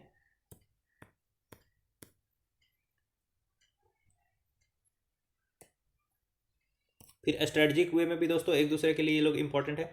जैसे चाइनीज राइज यहाँ पर बहुत ज़्यादा है, यानी चाइना का डोमिनेंस उस रीजन में देखने को मिलता है, जिसके अगेंस्ट कोरिया यानी साउथ कोरिया भी और इंडिया दोनों उसको बैलेंस करना चाहते हैं, ठीक है। तो इंडिया ने दोस्तों एक वैनकूवर डायलॉग था जिसको भी इंडोर्स किया है, और वैनकूवर डायलॉग क्या है कि जैसे नॉर्थ कोरिया है उसके पास न्यूक्लियर कैपेबिलिटी ना आए, या न्यूक्लियर कैपेबिलिटी जो नॉर्थ कोरिया है उसको कंट्रोल में रखा जाए, उसके रिगार्डिंग ये वैनकूवर डायलॉग था, और इंडिया इसको इंडोर्स करता है, यानी कहीं ना कहीं इंडिया साउथ कोरिया के तरफ से ही यहाँ पर बात करता है, ठीक है। फिर दोस्तों हम लोग डिफेंस और सिक्योरिटी कोऑपरेशन भी काफ़ी करते हैं, जैसे 2+2 डायलॉग होता है। 2+2 डायलॉग क्या होता है, इंडिया के foreign ministry of external affairs और मिनिस्टर ऑफ डिफेंस, और उस तरह से साउथ कोरिया के मिनिस्टर ऑफ एक्सटर्नल अफेयर्स और मिनिस्ट्री ऑफ डिफेंस, ये दोनों आपस में मिलकर के बात करते हैं, ठीक है। फिर हम लोग ज्वाइंट रिसर्च कर रहे हैं दोस्तों, फिर प्रोडक्शन करते हैं हम लोग K9 वज्रा आर्टिलरी गन का। फिर कोलैबोरेशन करते हैं हम लोग साइबर में, स्पेस इशूज़ में, इंटेलिजेंस शेयरिंग वगैरह में, ठीक है। फिर कल्चरल रिलेशंस, ठीक है। तो ये आप लिख लीजिएगा प्रीलिम्स के लिए। प्रीलिम्स के लिए लिख लीजिए सारंग क्या है। सारंग क्या है? Festival of India in Korea, बस इतना लिख लीजिए। What is Sarang? Sarang is festival of Korea, A festival of India in Korea, यानी कोरिया में जो इंडियंस वगैरह हैं या इंडियन कल्चर को दिखाने के लिए ये फेस्टिवल ऑर्गेनाइज किया जाता है, सारंग, ठीक है। फिर इंडियन डायस्पोरा की बात करते हैं दोस्तों। तो बहुत सारे इंडियंस जो है साउथ कोरिया में अपना PhD वगैरह परस्यू करते हैं, ठीक है। क्या क्या चैलेंजेस हैं इंडिया साउथ कोरिया रिलेशंस में? दोस्तों जोग्राफिकल डिस्टेंस बहुत ज़्यादा है, सबसे बड़ी बात तो ये है, ठीक है। स्ट्रेटजिक कोऑपरेशन बहुत सारा डिले चलता है, ठीक है। राइवलरी जो कोल्ड वॉर के टाइम में थी, तो कोल्ड वॉर के टाइम में साउथ कोरिया US की तरफ से था। इंडिया वैसे तो नॉन अलाइंड था, ठीक है, बट थोड़ा बहुत इंक्लाइंड था USSR की तरफ। तो ये सारी चीज़ें प्रॉब्लम क्रिएट करती हैं हमारा पास्ट, ठीक है। कोऑपरेशन हमारा दोस्तों बहुत ज़्यादा ऑप्टिमल कोऑपरेशन नहीं है। फिर देखिए economic potential is also untapped. हम लोग जैसे सेपा है, सेपा के थ्रू इंडिया को बहुत ज़्यादा ट्रेड डेफिसिट होता है दोस्तों, यानी इंडिया साउथ कोरिया में भी उतना एक्सपोर्ट नहीं कर पा रहा है जितना कर सकता है, ठीक है। इसके बहुत सारे रीजन हैं, जैसे ट्रेड बैरियर्स है, इंपोर्ट ड्यूटी कोरिया लगाता है, उन सब कारण से। क्या क्या वे अहेड हो सकता है दोस्तों? तो विजन फॉर सिस्टमेटिक कोऑपरेशन, ठीक है। इंडो पैसिफिक स्ट्रेटजी हम लोग को बनानी चाहिए, ठीक है। उसमें ये करना चाहिए दूसरे कंट्रीज के साथ, जैसे न्यूजीलैंड, वियतनाम, सबके साथ मिल करके काम करना चाहिए। देखिए एक इनिशिएटिव है क्वाड, जिसमें कौन कौन कंट्रीज है? ऑस्ट्रेलिया, इंडिया, जापान और US। तो हम लोग को बात करनी चाहिए क्वाड प्लस की, और क्वाड प्लस में वी कैन ऐड कोरिया, यानी South Korea, New Zealand and Vietnam also, ठीक है। फिर we should focus on deepening economic and technological cooperation, ठीक है। जैसे कोरिया की जो पॉपुलेशन है दोस्तों वो बूढ़ी होते जा रही है, ठीक है, बट इंडिया के पास एक यूथफुल पॉपुलेशन है। तो इंडियंस जो है उनको कोरियन कंपनीज में जॉब दिया जा सकता है, ठीक है। और कोरियन कंपनीज इंडिया में इन्वेस्ट कर सकती हैं, स्पेशली डिजिटल फील्ड में, सेमीकंडक्टर्स के फील्ड में, ठीक है। फिर मैरीटाइम कोऑपरेशन कर सकते हैं हम लोग साथ में मिल करके, ठीक है। We can perform joint HADR exercise. HADR क्या होता है? Humanitarian aid and disaster relief exercise. फिर काउंटर पायरेसी ऑपरेशन हम लोग कर सकते हैं। मैरीटाइम डोमेन अवेयरनेस के लिए हम लोग काम कर सकते हैं, ठीक है। रीजनल सिनर्जीज हम लोग बना सकते हैं दोस्तों, जैसे आसियान और इंडियन ओशन रिम एसोसिएशन, दोनों बहुत क्रिटिकल प्लेटफॉर्म्स है जहाँ पर कि इंडिया और साउथ कोरिया मिल करके काम कर सकते हैं।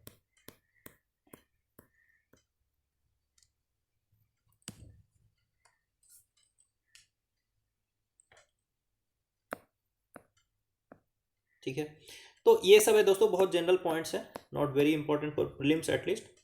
Let's come to India Maldives. Again Maldives में क्या हुआ दोस्तों? अभी रिलेशन इंडिया के बहुत सारे कंट्रीज के साथ अच्छा नहीं चल पा रहा है। मालदीव्स में एक नए प्रेसिडेंट चुनकर के हैं, मुइजू।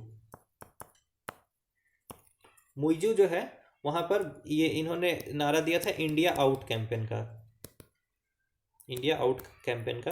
यानी जितने भी इंडियंस मालदीव्स में रह रहे हैं, यानी खास करके जो इंडियन मिलिट्री के लोग वहाँ पर रह रहे हैं, ठीक है। इंडियन मिलिट्री के लोग वहाँ रहते क्यों हैं, बस ये समझ लीजिए पहले। देखिए इंडिया ने मालदीव्स को दिया हुआ है 2 हवाई जहाज, ठीक है। 2 हवाई जहाज दिया हुआ, हेलीकॉप्टर्स दिए हुए हैं और कुछ हवाई जहाज वगैरह दिए हुए हैं, ठीक है। वहाँ पर इमरजेंसी ऑपरेशंस वगैरह के लिए क्योंकि मालदीव्स क्या आइलैंड कंट्री, बहुत सारे आइलैंड्स हैं। मान लीजिए इस आइलैंड पर हॉस्पिटल है और इस आइलैंड पर कोई बीमार है, तो इस आइलैंड से उठा करके एयरलिफ्ट करके उसको इस आइलैंड पर लाना पड़ेगा। तो इसके लिए इंडिया ने जो हेलीकॉप्टर्स और हवाई जहाज वगैरह दिए हुए हैं, ठीक है, उसको ऑपरेट करने के लिए इंडिया के कुछ मिलिट्री वाले लोग वहाँ रहते हैं। मात्र 88 मेंबर्स रहते हैं दोस्तों, ठीक है। ऐसा नहीं कि हमने मालदीव्स पर जबरदस्ती कब्जा वगैरह किया हुआ है, बट इसको पॉलिटिकल इशू बना करके मुइजू ने वहाँ पर इलेक्शन लड़ा और वो जीत भी गए, ठीक है। और अब जो है वो इंडिया के साथ रिलेशन को थोड़ा खराब कर रहे हैं, तो इसीलिए ये न्यूज में था, India Maldives relation was in news, ठीक है। India has gifted Dhruv advanced light helicopters, ठीक है, to Maldives. 2 Dhruv advance light helicopters India ने गिफ्ट किए हैं दोस्तों मालदीव्स को, ठीक है। और इन्हीं हेलीकॉप्टर्स वगैरह को मैनेज करने के लिए इंडिया के कुछ मिलिट्री पर्सनल्स वहाँ पर रहते हैं, ठीक है, जो कि क्या क्या काम करते हैं वहाँ? वेदर सर्विलांस करते हैं, सर्च एंड रेस्क्यू ऑपरेशंस वगैरह करते हैं, कोई बीमार है तो उसको इधर से उधर ले जाते हैं, ऑल दैट।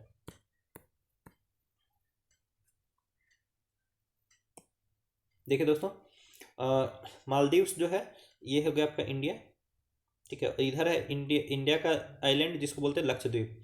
लक्षद्वीप में जो लास्ट आइलैंड है लगभग उसका नाम है मिनिकॉय। तो मिनिकॉय से मालदीव्स का जो डिस्टेंस है वो मात्र 70 नॉटिकल माइल्स का है। ठीक है। और इंडिया के वेस्टर्न कोस्ट से यानी इधर ये केरला वगैरह से मालदीव्स का डिस्टेंस मात्र 300 नॉटिकल माइल्स का, यानी ज़्यादा दूरी हम लोगों की नहीं है। इंडिया और मालदीव्स के रिलेशन को देखें तो 2008 और 2013 के बीच में हमारी जो रिलेशन थी वो बहुत अच्छी थी। फिर 2013 से 2018 के बीच में दोस्तों वहाँ पर एक प्रेसिडेंट आए जिनका नाम था अब्दुल्ला यामीन। ये भी चाइना की तरफ ज़्यादा झुके हुए थे और ये भी इंडिया के साथ रिलेशन इन्होंने काफ़ी ख़राब किया। फिर 2018 से 2013 के बीच में जो वहाँ पर प्रेसिडेंट थे उनका झुकाव इंडिया की तरफ था। अगेन हमारा रिलेशन काफ़ी अच्छा हुआ और मालदीव्स ने इंडिया फर्स्ट पॉलिसी को अडॉप्ट किया। ठीक है। तो आप देख सकते हैं कि जो अल्टरनेट गवर्नमेंट है, एक गवर्नमेंट चाइना के साथ ज़्यादा एंगेजमेंट चाहती है और दूसरी गवर्नमेंट जो है इंडिया के साथ एंगेजमेंट चाहती है। तो इस तरीके का प्रॉब्लम है। मालदीव्स का क्या इंपॉर्टेंस है इंडिया के लिए, तो it is integral to India's neighbourhood first policy. देख इंडिया फॉलो करता है दोस्तों नेबरहुड फर्स्ट, यानी हमारे आसपास में जो कंट्रीज हैं उनके साथ हम अच्छा रिलेशन रखेंगे। तो उसके लिए इंपॉर्टेंट है कि मालदीव्स के साथ हमारे रिलेशन अच्छा रह सके। मालदीव दोस्तों south Asian association for regional cooperation यानी सार्क जो ग्रुपिंग है उसका भी पार्ट है, hence it is important for India. दोस्तों ये स्ट्रेटजिक लोकेशन भी है, मालदीव्स का जो लोकेशन है ये बहुत ही स्ट्रेटजिक है। ठीक है। ये आपका बीचों बीच पड़ता है, ये है मालदीव्स। ठीक है।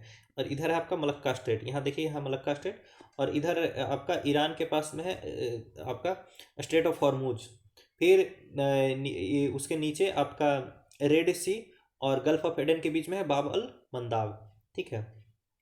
तो इस टाइप के जो चोक पॉइंट्स है उसके बीचों बीच है ये। ठीक है। तो it has a strategic location, आप देख सकते हैं। फिर देखिए ये first line of defence set करता है। मान लीजिए अगर इंडिया पर कोई अटैक होने वाला है, ठीक है, तो या कोई पायरेसी अटैक होने वाला है, कुछ भी होने वाला है, तो सबसे पहले वो मालदीव्स को क्रॉस करके ही इंडिया के वेस्टर्न कोस्ट तक आ पाएगा। ठीक है। Also it is important, Maldives is important for India if India wants to reduce influence of China in the Indian Ocean region. Indian Ocean region में चाइना अपना इन्फ्लुएंस बढ़ाते जा रहा है, अगर उसको काउंटर करना है तो फिर मालदीव्स के साथ अच्छा रिलेशन इंपॉर्टेंट है। फिर दोस्तों डायस्पोरा के लिए भी जो है हम हमारा अच्छा रिलेशन ज़रूरी है, क्योंकि इंडिया के बहुत सारे लोग मालदीव्स में रहते हैं। ठीक है। एज ए एक्सपैट्रिएट कम्युनिटी, मतलब अब वो लोग वहीं के हो गए हैं। ठीक है। तो उनके वेलफेयर के लिए भी we need to have good relation with Maldives. क्या क्या इंपॉर्टेंस है दोस्तों ये मालदीव्स के लिए, इंडिया के क्या क्या इंपॉर्टेंस है। तो दोस्तों मालदीव्स को रिकॉग्नाइज करने वाला India one of the first countries था। जब मालदीव्स को इंडिपेंडेंस मिला in 1965, India was one of the first countries to give recognition to Maldives. ठीक है। ऑल्सो दोस्तों इंडिया ने मालदीव्स को काफ़ी सपोर्ट किया है ड्यूरिंग द क्राइसिस। जैसे एक बार मालदीव्स के आर्मी जो है वहाँ का तख्ता पलट करने जा रही थी। At that time India supported the Maldivian government by operation cactus. फिर देखिए सुनामी जब 2004 में आई थी उस टाइम भी इंडिया ने मालदीव्स को काफ़ी सपोर्ट किया। 2014 में जब वाटर क्राइसिस थी मालदीव्स में, at that time also India supported Maldives. Even in 2020 also when Maldives was suffering from covid pandemic. ठीक है। तो इंडिया ने मालदीव्स को काफ़ी सपोर्ट किया, इवन दो इंडिया जो है खुद भी कोविड-19 से सफ़र कर रहा था, but still we provided help to Maldives. ठीक है। Also India is net security provider in the Indian Ocean region and hence hence मतलब मालदीव्स को हम लोग काफ़ी सपोर्ट कर मालदीव्स के आसपास कोई अटैक होने वाला है या कुछ भी होने वाला है, कोई पायरेसी है, तो उस तरीके के एफर्ट्स को हम लोग क्या करते हैं, स्टॉप करते हैं दोस्तों।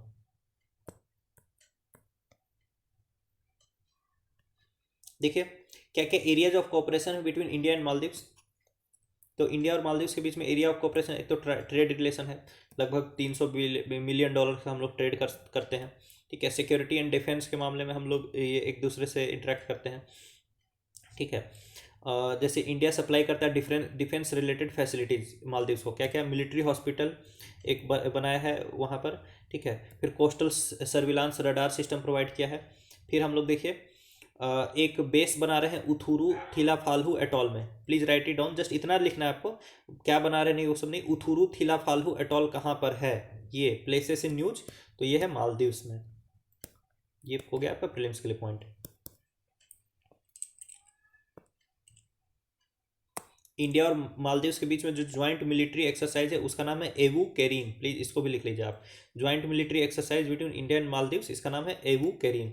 उसके अलावा दोस्तों इंडिया मालदीव्स को humanitarian assistance and disaster relief भी प्रोवाइड करता है, ठीक है। और देखिए एक है कोलंबो सिक्योरिटी कॉन्क्लेव, ठीक है, कोलंबो सिक्योरिटी कॉन्क्लेव, ये मैरीटाइम सिक्योरिटी के लिए ग्रुपिंग बनाई गई है, ठीक है। Colombo security conclave, it is A grouping created for maritime security. 2011 में इसको फॉर्म किया गया था। इसके 3 मेंबर थे, 3 मेंबर थे, आपको लिख लेना है। 3 मेंबर थे कौन कौन? तो इंडिया, श्रीलंका एंड मालदीव्स, यही 3 मेंबर ने शुरुआत किया था कोलंबो सिक्योरिटी कॉन्क्लेव की, ठीक है। और फिर इसमें इंडिया, श्रीलंका और मालदीव्स ने शुरुआत किया था, और बाद में इसमें मॉरिशियस भी जुड़ गया, मॉरिशियस भी जुड़ गया। तो अभी टोटल 4 कंट्रीज हैं, ठीक है। तो कोलंबो सिक्योरिटी कॉन्क्लेव में कितने कंट्रीज हैं? India, Sri Lanka, Maldives and Mauritius. Please write it down for prelims. बाकी दोस्तों हम लोग डेवलपमेंट के लिए एक दूसरे से के लिए काम करते हैं। इंडिया ने मालदीव्स में एक हॉस्पिटल भी बनाया है जिसका नाम है इंदिरा गांधी मेमोरियल हॉस्पिटल, ठीक है। इसके अलावा और भी चीज़ों में इंडिया हेल्प करता है, मालदीव्स को ग्रांट देता है, ठीक है, for high impact community development projects.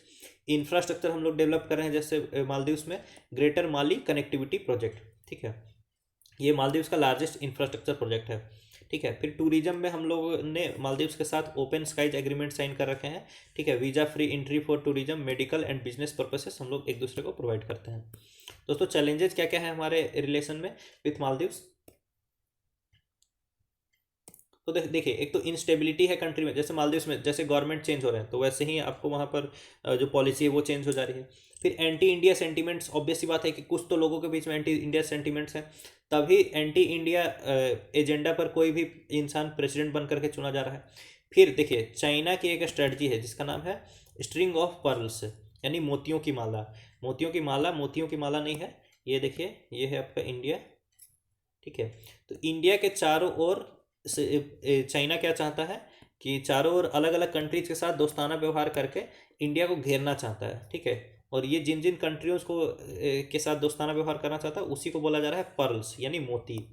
और इन पर्ल्स से, इन मोतियों से चाइना बनाना चाहता है मोतियों की माला, ताकि इंडिया पूरा घिर जाए, ठीक है। उसी में से एक मोती चाइना का ये मालदीव्स भी है। तो मतलब it is part of China's string of pearls strategy. तो ये भी एक चैलेंज है दोस्तों। फिर देखिए इंडिया जो है जो भी प्रोजेक्ट्स लेता है मालदीव्स में या फिर दूसरे भी कंट्रीज में, उसका इम्प्लीमेंटेशन बहुत डिले होता है दोस्तों, ठीक है। तो ये एक प्रॉब्लम है। क्या क्या वे अहेड हो सकता है दोस्तों? तो जो एंटी इंडिया नोशन है, ठीक है, वो हम लोग को दूर करना चाहिए, ठीक है। जैसे कि वैक्सीन मैत्री, हम लोगों ने वैक्सीन प्रोवाइड की ड्यूरिंग कोविड-19, ठीक है। तो we should communicate it to the people of Maldives. Maldives के लोगों को ये पता होना चाहिए कि इंडिया ने क्या क्या सपोर्ट किया है मालदीव्स को, ठीक है। फिर यूथ एम्प्लॉयबिलिटी एंड एंटरप्रेन्योरशिप पर इंडिया मालदीव साथ में मिलकर के काम कर सकती है। जो भी प्रोजेक्ट्स इंडिया ने लिए हैं वी शुड फोकस कि इसका प्रोजेक्ट जो है जल्दी कंप्लीट हो जाए, ठीक है। जो नए गवर्नमेंट है उसके साथ हम लोग को एंगेज करना चाहिए, ठीक है। वो जितना भी एंटी इंडिया हो but still we should engage with the government, ठीक है। फिर इंडिया के जो स्ट्रेंथ्स हैं, जैसे पीपल टू पीपल कनेक्शंस एक स्ट्रेंथ है, ठीक है। तो इस पर हम लोगों को वर्क करना चाहिए, ठीक, टू काउंटर चाइनीज एजेंडा। आइए दोस्तों, ये यूनाइटेड नेशंस की ह्यूमन राइट्स काउंसिल है, उसके बारे में ये आर्टिकल है, इसके बारे में देखते हैं, ठीक है। तो देखिए रसिया इसका मेंबर था, इसको बाहर निकाल दिया गया जब रसिया ने यूक्रेन पर अटैक किया, तो ठीक है। अब देखिए United Nations human right council में कोई कैसे इलेक्ट होता है कोई कंट्री, तो उसको 97 वोट्स चाहिए और सीक्रेटली वोटिंग होती है, ठीक है। कंट्रीज ही वोट करते हैं और सीक्रेटली वोटिंग होती है, और 97 वोट्स चाहिए, ठीक है। रसिया अल्बानिया बल्गेरिया के खिलाफ लड़ रहा था, बट छोड़िए ये सब आपके लिए इंपॉर्टेंट नहीं है कौन किसके खिलाफ लड़ रहा था। आइए सीधे यूएनएचआरसी पर आ जाते हैं। इसका हेडक्वार्टर है जिनेवा में, हेडक्वार्टर है जिनेवा में। टेल मी जिनेवा किस कंट्री में है, ठीक है। फिर देखिए इसमें टोटल आपके 47 मेंबर्स होते हैं, ह्यूमन राइट्स काउंसिल में 47 मेंबर्स होते हैं, जिसको कि UNGA, United Nations general assembly में जितने भी मेंबर्स हैं वो सभी मिल करके चुनते हैं, ठीक है। आपको मैंने बता ही दिया कि 97 वोट्स चाहिए आपको जीतने के लिए किसी पर्टिकुलर रीजन में, ठीक है। और देखिए एक जो भी कंट्री चुनी जाएगी ह्यूमन राइट्स काउंसिल में वो 3 साल के लिए उसका मेंबर रहेगी, ठीक है। अलग अलग जो रीजन्स हैं उन उसको अलग अलग नंबर ऑफ मेंबर्स प्रोवाइड किए गए हैं। जैसे 13 लोग चुने जाएंगे अफ्रीका से, 13 लोग चुने जाएंगे, मतलब 13 कंट्री चुनी जाएगी एशिया पैसिफिक से, 6 चुनी जाएगी ईस्टर्न यूरोप से, 8 चुने जाएंगे लैटिन अमेरिका से, और 7 चुने जाएंगे यूरोप एंड अदर्स से। ठीक है, प्लीज इसको भी लिख लीजिए कि इसको क्रिएट किया गया था 2006 में। United Nations Human Rights Council was created in 2006 by UNGA. ठीक है, और इसने जो है रिप्लेस किया था जो पहले एक ऑर्गेनाइजेशन था जिसका नाम था कमीशन ऑन ह्यूमन राइट्स। इसको देखिए, यूएन ह्यूमन राइट्स काउंसिल, इसको क्रिएट किया गया 2006 में by UNGA, and it replaced another organisation called United Nations Commission on Human Rights. इसको लिख लीजिए, it replaced United Nations Commission on Human Rights. बस इतना लिख लीजिए, आपका काम हो गया। ठीक है, अब इसका इंस्टीट्यूशनल स्ट्रक्चर क्या है नहीं है ये सबसे आपको कोई मतलब नहीं है। ठीक है, इसके 5 रीजनल ग्रुपिंग्स होते हैं, बस आप ये लिख लीजिए 5 रीजनल ग्रुपिंग्स होते हैं यूएन ह्यूमन राइट्स काउंसिल के। कितने मेंबर्स हैं वो भी जानने की जरूरत है। 5 रीजनल ग्रुपिंग्स हैं इसके। ठीक है, एक अफ्रीका, फिर एशिया पैसिफिक, फिर ईस्टर्न यूरोप, फिर लैटिन अमेरिका एंड कैरेबियन, और फिर है वेस्टर्न यूरोप एंड अदर्स। ठीक है, ये आप बस लिख लीजिए यूएन ह्यूमन राइट्स काउंसिल के टोटल 5 ये हैं सब ग्रुपिंग्स हैं, ये आप लिख लीजिए।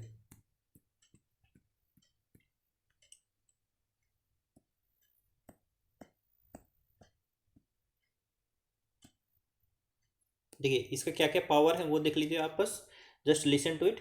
ये इस्टेब्लिश करती है international commissions of inquiry and fact finding missions, यानी कहीं पे भी ह्यूमन राइट्स का वायलेशन हो रहा है तो वहाँ पर इंक्वायरी कमीशन भी बिठा सकती है या फिर फैक्ट फाइंडिंग मिशन भेज सकती है।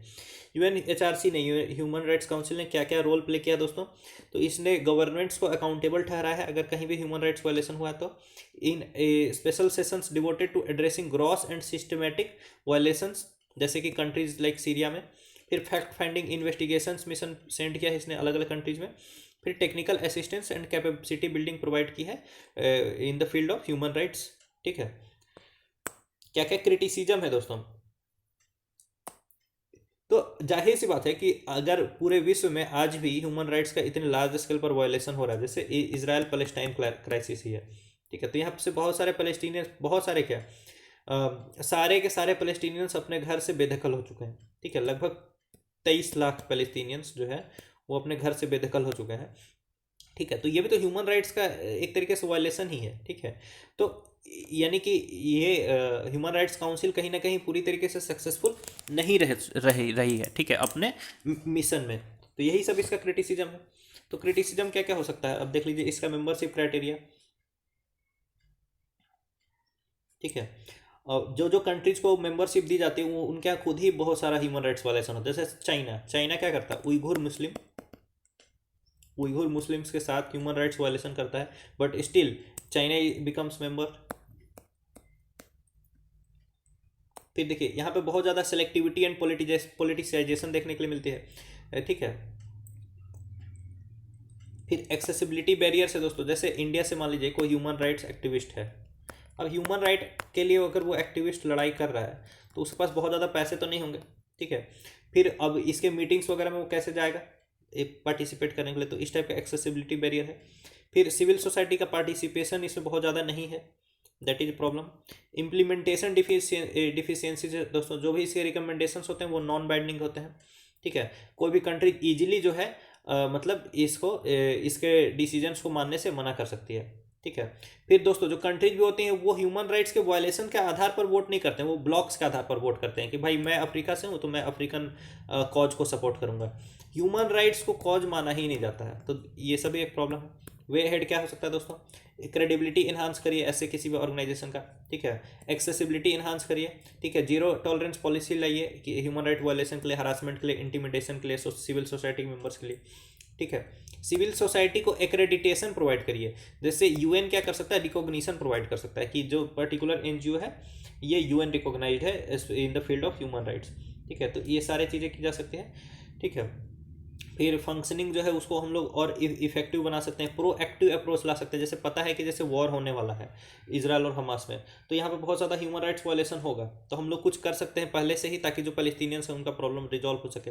तो उस तरीके से हम लोग प्रोएक्टिव अप्रोच और कोऑपरेटिव अप्रोच ला सकते हैं, सारे कंट्रीज मिल करके काम कर सकते हैं। ठीक है, मान लीजिए दो कंट्री रसिया और यूक्रेन, भाई अब इन दोनों का लड़ना जो है अवश्यम भावी हो चुका है, निश्चित है। ठीक है, तो एटलीस्ट दोनों कंट्रीज मिल करके ये डिसाइड कर सकते हैं कि जो हम लोग सिविलियंस हैं उनको ज़्यादा हर्ट नहीं करेंगे।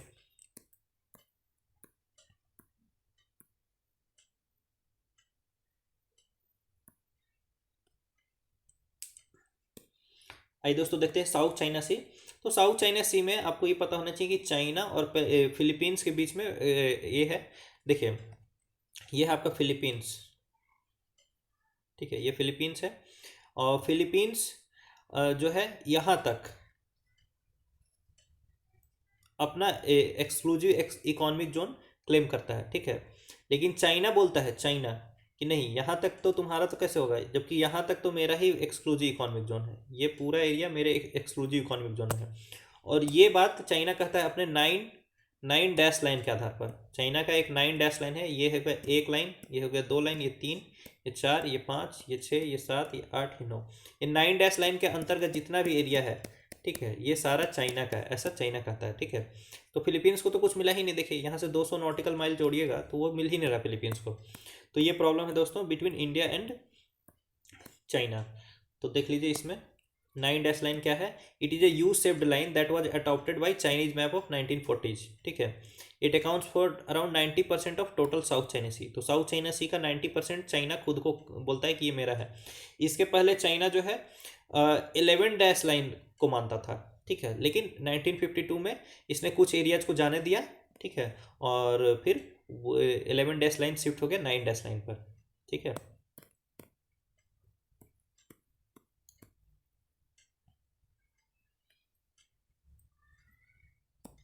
तो देख लीजिए दोस्तों बैकग्राउंड इसका क्या है साउथ चाइना सी डिस्प्यूट का।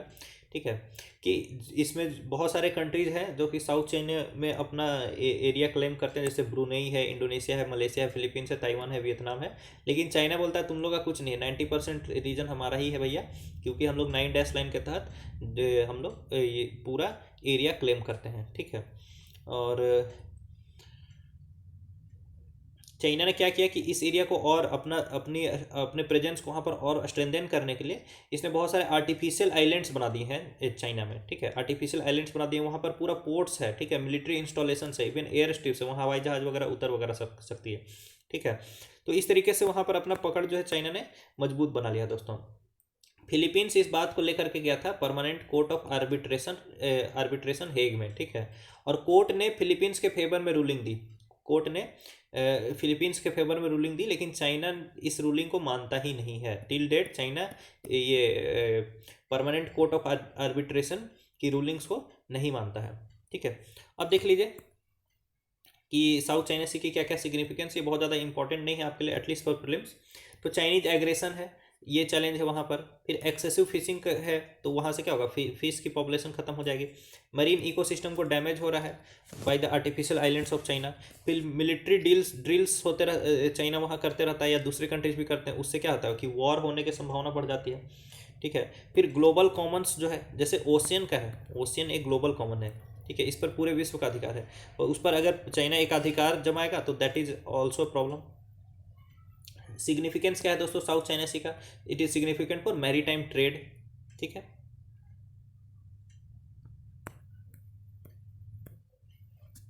Also it is significant for natural reserves, बहुत सारा इसमें ऑयल, नेचुरल गैस, फिर कोरल लाइम और सिलिकेट, सैंड, जेम्स और नेचुरल पर्ल्स, इन सब का ये रिजर्व है। देखिए वियतनाम की एक कंपनी है जिसका नाम है पेट्रो वियतनाम, और ओएनजीसी जो कि इंडिया की कंपनी है, तो ओएनजीसी का एक फॉरेन ब्रांच है जिसका नाम है ओएनजीसी विदेश लिमिटेड, OVL, ओएनजीसी विदेश लिमिटेड। तो OVL और पेट्रो वियतनाम ने मिल करके वहाँ पर ऑयल रिजर्व्स के एक्सप्लोरेशन पर काम शुरू किया है। ठीक है, फिर ये फिशिंग ग्राउंड्स प्रोवाइड करती है दोस्तों, ये रीजन हमेशा वार्म रहती है। ठीक है, और वहाँ पर काफ़ी कॉमर्शियल फिशिंग होती है। फिर वहाँ पे बहुत सारे अनइनहेबिटेड आइलैंड्स हैं, तो वो भी एक इम्पोर्टेंस है उसका। फिर फ्रीडम ऑफ नेविगेशन के लिए भी इंपॉर्टेंस है साउथ चाइना सी का। अगर चाइना वहाँ पर अपना एक अधिकार जमा देगा तो बाकी कंट्रीज़ के जहाज वगैरह वहाँ पर जाने में उनको दिक्कत होगी। फिर it is also relevant for India's act east policy, it is also relevant for India's act east policy. क्या क्या वे फॉरवर्ड होना चाहिए दोस्तों? तो वे फॉरवर्ड होना चाहिए कि हम लोग को उस रीजन के लिए कोड ऑफ कंडक्ट बना देना चाहिए कि जो जो कंट्रीज जो जो पार्टीज हैं वो किस तरह से बिहेव करेंगी अगर दूसरे कंट्री का जहाज जाता है कुछ भी। तो फिर सस्टेनेबल फिशिंग की प्रैक्टिस को प्रमोट करना चाहिए, ठीक है, कि ऐसे फिशिंग ना हो कि आगे के लिए कोई फिशेस बचे ही ना, ठीक है।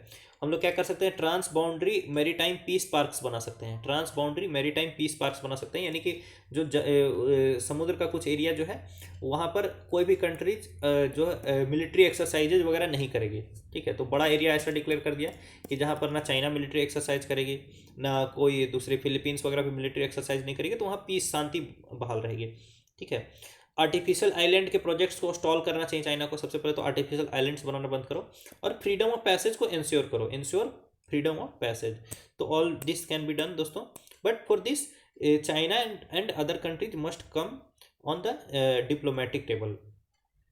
आइए नागोर्नो काराबख रीजन की बात करते हैं, नागोर्नो काराबख रीजन, ठीक है। तो नागोर्नो काराबख रीजन दोस्तों ये एक कॉन्फ्लिक्ट का पार्ट है अजेरबाईजान और आर्मेनिया के बीच में। एक बात याद रखिएगा, इंडिया आर्मेनिया को सपोर्ट करता है बट नागोर्नो काराबख पर अभी अजेरबाईजान का कब्जा है, ठीक है।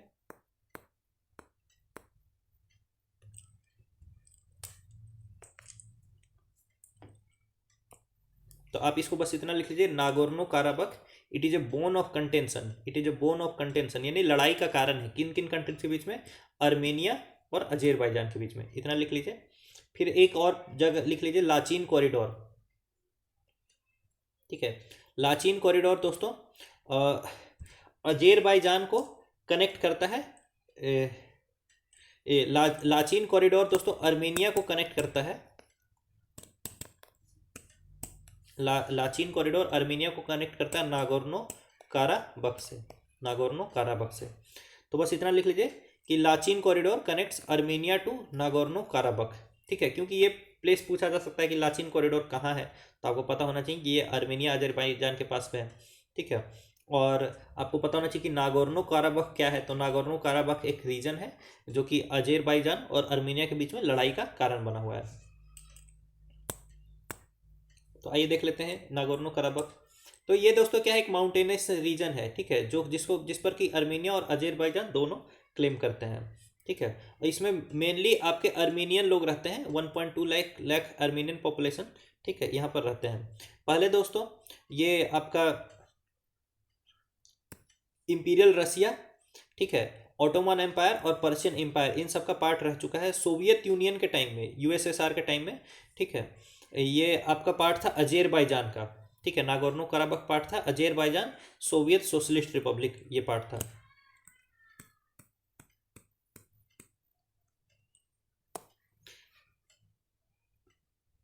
नाइनटीन 1923 में यूएस ने स्टैब्लिश किया दोस्तों नागोर्नो काराबख ऑटोनोमस, ठीक है, ओब्लास्ट प्रोविंस, ठीक है। ये जो आज का नागोर्नो काराबख है उस नाम का एक प्रोविंस बना दिया यूएसएसआर ने, ठीक है, और विद इन अजेरबाईजान, ठीक है। ये फिर किसके अंदर था, अजेरबाईजान के अंदर ही था, ठीक है। जब सोवियत यूनियन डिजॉल्व हुआ 1991 में, तो ठीक है, तो आर्मेनिया और अजेरबाईजान दोनों स्टेट मतलब कंट्रीज बन गए अलग अलग, ठीक है।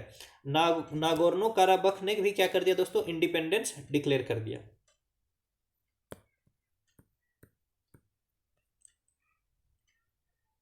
ठीक है। तो अब 1991 में क्या हो चुका है, 1991 में यूएसएसआर डिजॉल्व हो चुका है, तो अजेरबाईजान एक कंट्री है, आर्मेनिया एक कंट्री है और एक कंट्री है नागोर्नो काराबख, नागोर्नो काराबख भी इंडिपेंडेंट है। फिर 1998 में नागोर्नो काराबख ने बोला कि मैं आर्मेनिया को ज्वाइन करूंगा, जैसे ही इसने बोला मैं आर्मेनिया को ज्वाइन करूंगा वैसे ही अजेरबाईजान ने इस पर अटैक कर दिया, ठीक है। तो ये देखिए फर्स्ट वॉर होता है 1988 में, ठीक है। तो जब जैसे इंटेंशन जो है दिया, सॉरी ये 1998 में नहीं दोस्तों, 1988 में ही आर्मेनिया ने ये डिक्लेयर कर दिया था कि हम लोग इसको ज्वाइन करेंगे, ठीक है, आर्मेनिया को ज्वाइन करेंगे और आपका अजेरबाईजान ने उस पर अटैक कर दिया, ठीक है। फिर पीस डील साइन किया गया जिसका नाम है बिस्के प्रोटोकॉल, सब कुछ भी इंपॉर्टेंट नहीं है आपके लिए, ठीक है। फिर सेकेंड वॉर होता है 2020 में, ठीक है। और अजेरबाईजान ने पूरी तरीके से नागोर्नो कराबख पर अपना कंट्रोल जमा लिया है। ठीक है।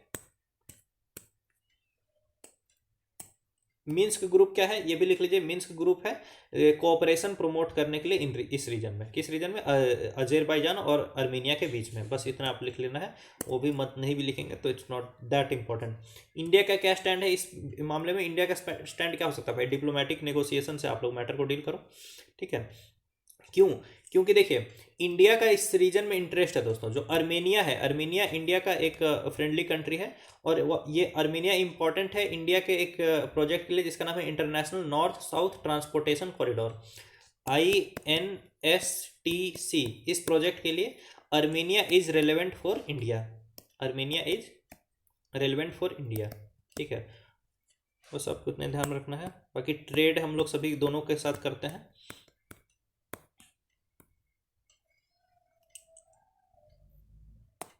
देखिए दोस्तों, रिसेंटली इंडिया ने UAE के साथ साइन किया है RuPay domestic card scheme. RuPay domestic card scheme यानी कि UAE में भी इंडिया का जो रुपे कार्ड है वो अब चल सकता है। ठीक है।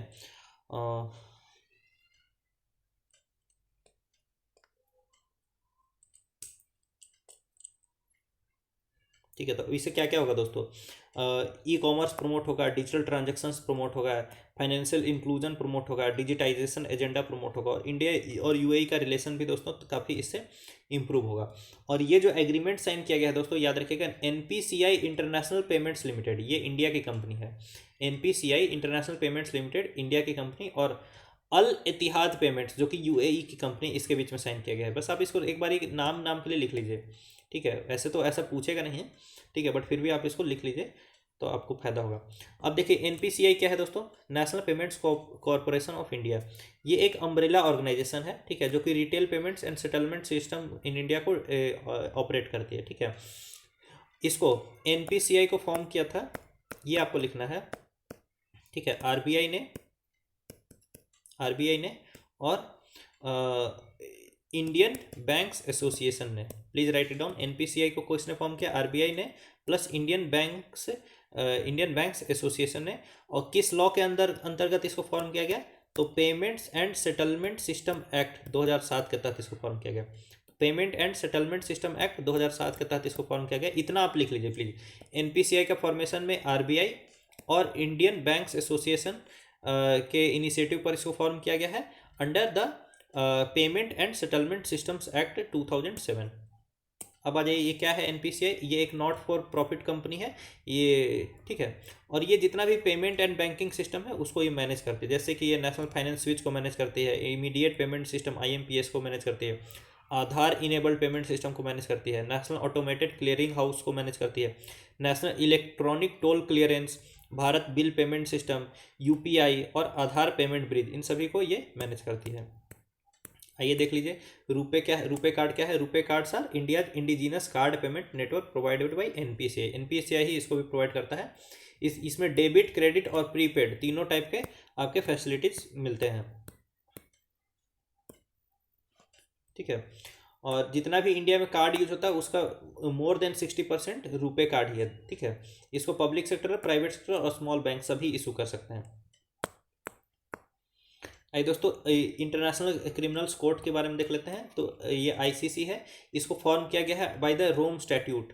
इसको फॉर्म किया गया है बाय द रोम स्टैट्यूट। ठीक है, प्लीज लिख लीजिए, ICC इसको फॉर्म किया गया है बाय द रोम स्टैट्यूट। इस कहाँ पर बैठती है? ये द हेग नीदरलैंड्स में। इसको भी आप लिख लीजिए। ठीक है, 123 इस कंट्री इसके मेंबर हैं। आपको ये लिखना है कि इंडिया इसका मेंबर नहीं है। प्लीज राइट कि India is not a member of ICC। ठीक है, ICC के जो भी मेंबर कंट्रीज हैं, तो ICC के रूलिंग्स जो हैं, ICC के जो रूलिंग्स हैं उनके ऊपर बाध्य हैं, मैंडेटरी हैं। ये भी आप लिख लीजिए। ठीक है, कि ICC के रूलिंग्स आर बाध्य, mandatory on the member countries. ठीक है, यानी ये 123 कंट्रीज पर ये बाध्य होंगे, बट इंडिया इसका मेंबर नहीं, तो इंडिया पर ये बाध्य नहीं होंगे। आइए दोस्तों, Comprehensive Nuclear Test Ban Treaty, जिसको CTBT बोलते हैं, उसके बारे में देख लेते हैं। ठीक है, तो CTBT क्या है?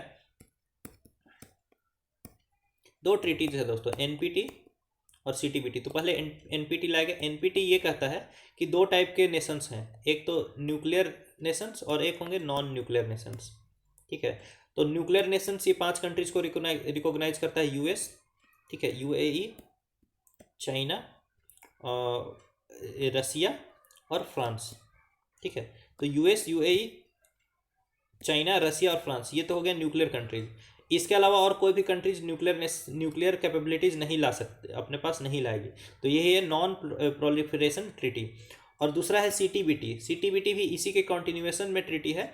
ये बोलती है कि जो भी कंट्री सीटीबीटी को साइन करेगी वो कोई भी न्यूक्लियर टेस्ट नहीं कर सकती है, कोई भी न्यूक्लियर टेस्ट नहीं कर सकती है, ठीक है। यानी कि जो नॉन न्यूक्लियर नेशन है वो न्यूक्लियर नेशन बन ही नहीं पाएंगे जब न्यूक्लियर टेस्ट करेंगे ही नहीं तो, ठीक है।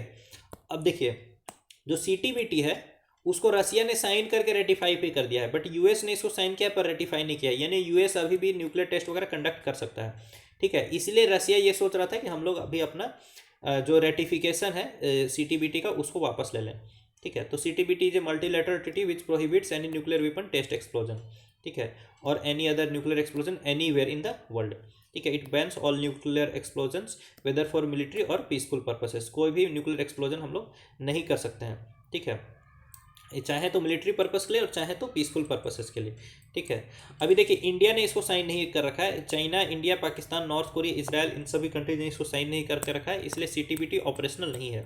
इंडिया इसको साइन क्यों नहीं करके रखा है? क्योंकि इंडिया का ये कहना है कि देखो, कोई भी जो न्यूक्लियर डिसआर्मामेंट होगी वो होनी चाहिए अनबायस्ड, यानी सभी कंट्रीज फिर न्यूक्लियर डिसआर्मामेंट करो, और फिर होनी चाहिए वेरीफाइबल, यानी कि तुमने न्यूक्लियर डिसआर्मामेंट किया कि नहीं किया ये हमें भी पता चलना चाहिए, ठीक है।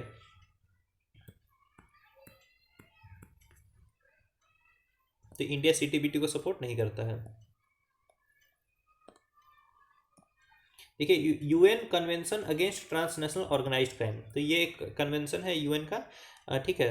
इसको लाया गया था यूएनजीए के द्वारा सन 2000 में, ठीक है, सन 2000 में। तो ये क्या करता है? ट्रांसनेशनल ऑर्गेनाइज्ड क्राइम को प्रिवेंट करने के लिए ये है लाया गया है।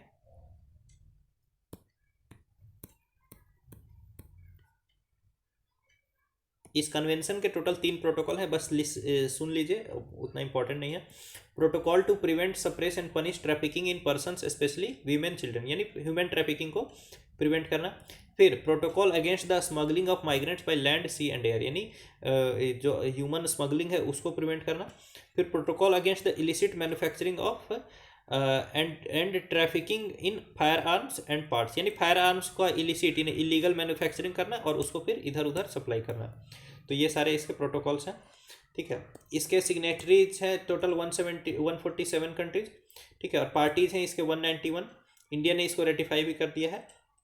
और जो सेंट्रल ब्यूरो ऑफ इन्वेस्टिगेशन है सीबीआई, वो इंडिया में इसका एक तरीके से क्या कह सकते हैं कि इंडिया में इसका रिप्रेजेंटेटिव सीबीआई है, ठीक है, या नोडल अथॉरिटी है, ठीक है, नोडल अथॉरिटी है, जस्ट रिमेंबर दिस।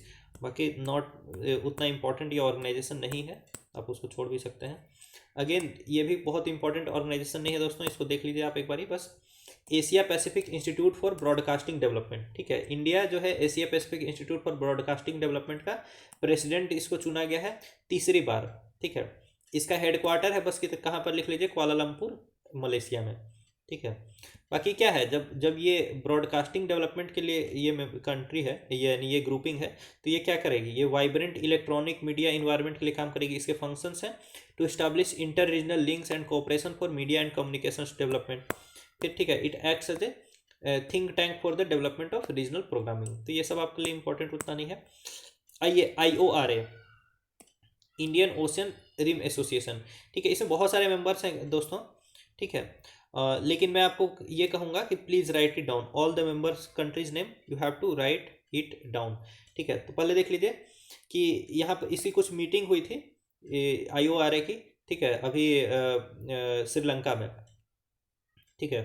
तो इसमें क्या क्या बात की गई, strengthening regional architecture, Colombo communicate, ये सब। Saudi Arabia was formally welcomed as 11th dialogue partner, ठीक है। Chairship was transferred from Bangladesh to Sri Lanka, India इसका चेयर बनेगा 2025 से 2027 के बीच में। ये सब इंपॉर्टेंट नहीं है। आइए अब जो इम्पोर्टेंट पार्ट है उसको देखते हैं। IORA एक इंटर गवर्नमेंटल ऑर्गेनाइजेशन है जिसको 1997 फॉर्म किया गया on vision of Nelson Mandela, ठीक है, ये आपको लिख लेना है। IORA इंटर गवर्नमेंटल ऑर्गेनाइजेशन है which was established in 1997 based on the vision of Nelson Mandela. Nelson Mandela के विजन पर इसको सेट किया गया था और इसके टोटल 23 मेंबर कंट्रीज है दोस्तों, 23 मेंबर कंट्रीज हैं, ये आपको लिख लेना है। ठीक है, जितने भी कंट्री जो इंडियन ओशियन रीजन से टच होते हैं, ठीक है, वो बेसिकली इसके मेंबर्स हैं। कुछ कंट्रीज को छुड़ा करके, जैसे पाकिस्तान इसका मेंबर नहीं है, you have to write it down कि Pakistan is not a member of IORA। ठीक है, और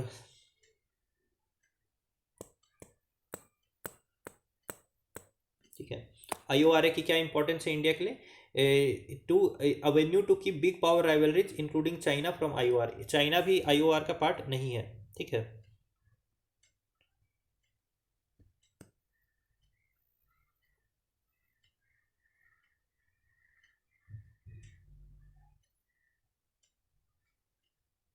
ठीक है।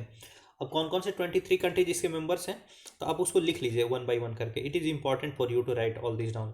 ठीक है, एक इसका मेंबर है साउथ अफ्रीका, फिर है मोजाम्बिक, फिर है रियूनियन आइलैंड, फिर मॉरिशियस, फिर मेडागास्कर, फिर कोमोरोस, फिर सेचेलस, फिर यहाँ लिख लीजिए तंजानिया, केनिया, सोमालिया, फिर लिखिए यमन, ओमान, UAE, फिर है ईरान, फिर है इंडिया, फिर है बांग्लादेश, फिर थाईलैंड, मलेशिया, श्रीलंका, इंडोनेशिया और ऑस्ट्रेलिया।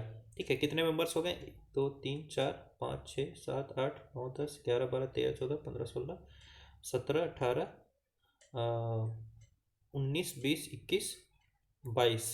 ठीक है, 23वां कौन कंट्री है उसको आप प्लीज़ चेक करके लिख लीजिएगा। टोटल 23 इसके मेंबर्स हैं दोस्तों। ठीक है, 23 मेंबर्स हैं। रिमेंबर कि सऊदी अरबिया इसका पार्ट नहीं है। ठीक है, पाकिस्तान इसका पार्ट नहीं है। ठीक है, चाइना इसका पार्ट नहीं है। ये तो आपको एकदम याद ही होना चाहिए कि कौन कौन सी कंट्रीज इसका पार्ट नहीं है। ठीक है, Saudi Arabia is not a part, Pakistan not a part और China is also not a part. ठीक है, इवन म्यांमार इसका पार्ट नहीं है। ठीक है, तो ये आपको ध्यान में रहे। फिर देखिए दोस्तों, ये एक अगेन इंटर पार्लियामेंट्री फोरम, ये मीटिंग हुई थी IPU की, इंटर पार्लियामेंट्री यूनियन की। ठीक है, तो जैसे देखिए G20 होता है ना, G20 एक ग्रुपिंग है, इसमें अगर यूथ की चर्चा हो रही है तो उसको बोलेंगे यूथ 20।